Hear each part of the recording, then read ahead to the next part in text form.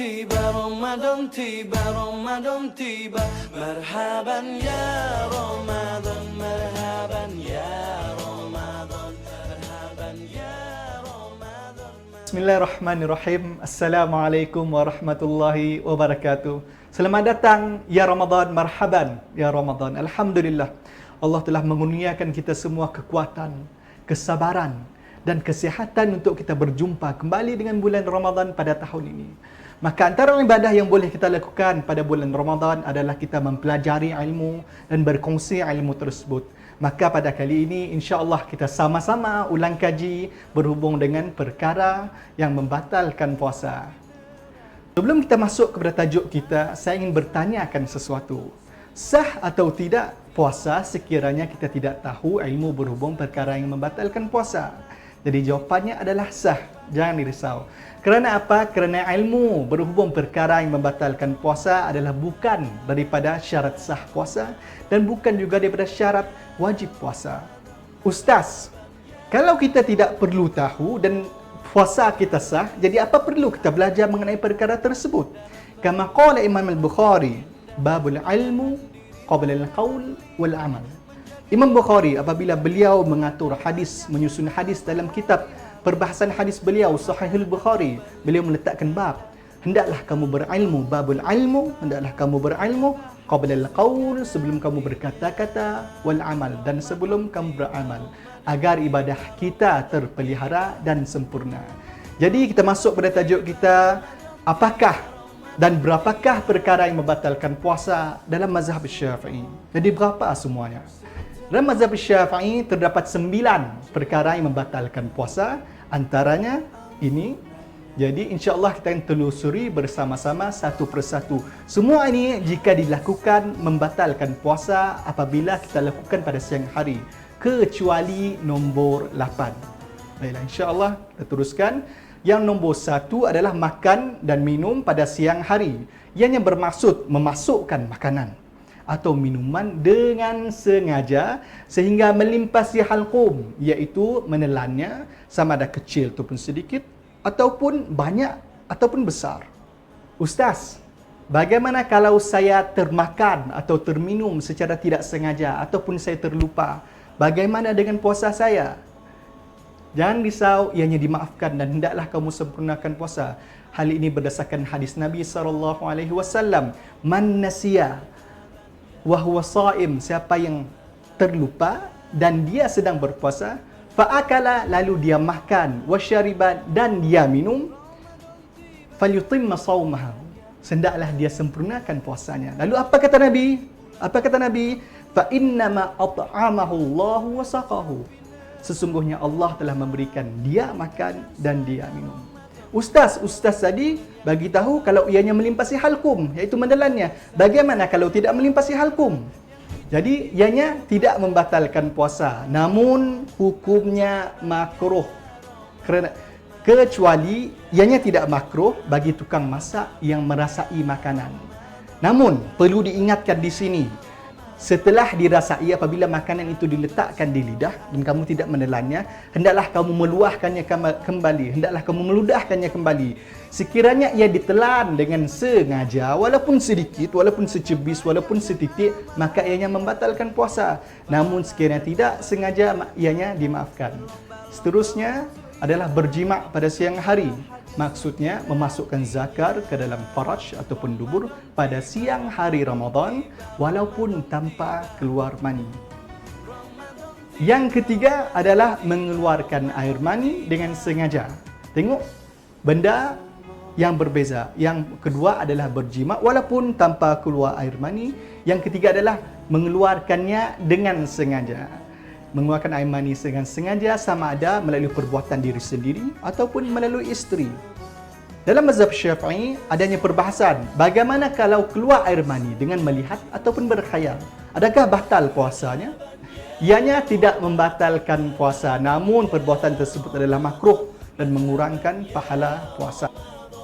Ustaz, bolehkah saya mencium isteri semasa saya berpuasa ya Ustaz? Boleh, ianya tidak membatalkan puasa sama sekali. Hukumnya adalah harus, iaitu boleh. Tapi bagi seseorang yang tidak mampu untuk mengawal syahwatnya, maka sebaiknya dia elakkan. Kita teruskan lagi. Yang keempat adalah muntah dengan sengaja. Ustaz, bagaimana kalau saya termuntah, iaitu tanpa sengaja? Adakah batal puasa saya? Jawapannya tidak membatalkan puasa sama sekali. Ini berdasarkan hadis Nabi SAW. Man zara'ahul qaid, sesiapa yang termuntah, fala qada'un alaih, maka tidak perlu dia menggantikan puasanya, bermaksud puasanya tidak batal. Wa man istasqa amidan, dan sesiapa yang muntah dengan sengaja, fa alaihil qada, maka hendaklah dia menggantikan puasanya, maksudnya puasanya terbatal. Yang kelima adalah kedatangan haid dan nifas. Ini adalah masyhur, kita semua tahu. Bagi para wanita, sekiranya datang haid atau nifas masa berpuasa pada siang hari, maka batallah puasanya.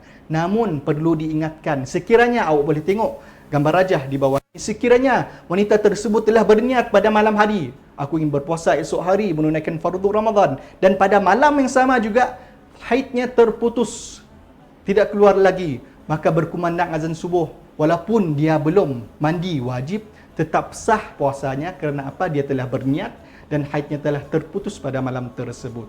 Seterusnya, yang keenam adalah menjadi gila. Seseorang menjadi gila pada siang hari Ramadan, maka terbatal puasanya. Ini kerana dirinya telah hilang kelayakan untuk beribadah. Yang ketujuh adalah pengsan sepanjang hari. Kalau dia telah berniat, lalu dia pengsan daripada terbit fajar hari, maka terbatal puasanya. Namun sekiranya dia tersedar walaupun seketika, sama ada pagi ataupun tengah hari ataupun petang, sahnya puasanya. Ustaz, bagaimana kalau orang yang tidur sepanjang hari? Adakah batal puasanya? Jangan risau, ianya tidak membatalkan puasa. Namun perkara itu tidak digalakkan kerana kita terlepas daripada ganjaran yang telah dijanjikan oleh Allah sepanjang bulan Ramadan. Yang ke-8 adalah terlupa niat puasa pada malam hari. Ini dah khusus untuk puasa wajib. Ustaz, kalau saya terlupa lafaz, adakah saya tidak sah puasa saya pada keesokan harinya? Tidak. Niat itu bukan dengan melafazkan, tapi menetapkan dalam hati. Adapun perbuatan kita semua, apabila bangun sahur, kita menyediakan sahur, kita bersedia untuk mencari makanan, menyediakan makanan untuk disediakan pada waktu sahur, itu sudah dikira berniat. Itu sudah dikira berniat. Kalau saya melafazkan, adakah boleh ya Ustaz? Boleh. Melafazkan itu tidak mengapa, kerana ia menguatkan niat di dalam hati sekiranya ada was-was. Dan syarat niat bagi bulan Ramadan adalah hendaklah berniat sebelum terbitnya fajar, iaitu sebelum azan subuh berkumandang. Yang kedua adalah hendaklah kamu menentukan jenis puasa. Jika kamu sekadar berniat, aku berpuasa esok hari, itu sahaja, maka tidak sah puasa untuk bulan Ramadan. Hendaklah kamu menyiapkan, aku berniat untuk berpuasa esok hari menunaikan fardu Ramadan, iaitu puasa Ramadan. Dan yang ketiga adalah mazhab Syafi'i, perlulah diulangi niat itu setiap malam. Tapi bolehkah kita berniat sekali untuk sebulan? Ulama dalam mazhab Syafi'i membenarkan kita untuk mengikuti mazhab Maliki dalam masalah ini. Namun sebaiknya kita ulangi niat kita pada setiap malam. Yang kesembilan adalah memasukkan sesuatu ke dalam rongga badan. Rongga badan merujuk kepada saluran daripada halkum masuk ke perut, masuk ke otak, masuk ke usus, masuk ke dalam pundi kencing. Melalui saluran yang terbuka. Jika dia tidak melalui saluran yang terbuka, tidak membatalkan puasa. Apakah saluran yang terbuka itu? Saluran yang terbuka ada 5 semuanya, iaitu mulut, hidung, telinga, saluran air kecil dan saluran air besar. Mulut, sekiranya ia tidak masuk sehingga ke halkum, iaitu kamu tidak menelannya, sekadar di luar mulut sahaja, ianya tidak membatalkan puasa. Namun jika kamu menelannya dengan sengaja, ianya membatalkan puasa. Seterusnya adalah hidung. Hidung, boleh tak saya mengorek hidung pada bulan puasa? Boleh, tidak masalah. Namun sekiranya kita mengoreknya sehinggalah ke bahagian akhir, ataupun kamu menyedut sesuatu sehinggalah melimpasi bahagian akhir hidung, ianya membatalkan puasa. Jika tidak sengaja, tidak jadi masalah. Seterusnya adalah telinga. Jika kamu masukkan kayu, besi, pengorek telinga ataupun kapas, ianya membatalkan puasa. Jika kamu sekadar membersihkan di luar, ianya tidak masuk melalui saluran terbuka, maka tidak menjadi masalah. Dan seterusnya, apabila kamu memasukkan sesuatu dalam saluran air kecil dan saluran air besar, maka ianya membatalkan puasa.